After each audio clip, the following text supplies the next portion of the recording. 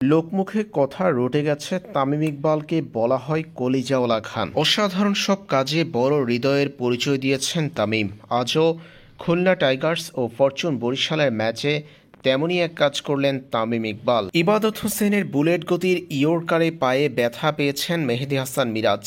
Stump ভেঙেছে মিরাজের, wicket উদযাপন করলেন ইবাদত হোসেন। তবে ক্রিজ ছেড়ে সামান্য বাহিরে বসে পড়লেন মেহেদী হাসান মিরাজ। পরে বোঝা গেল তিনি পায়ে ব্যথা পেয়েছেন।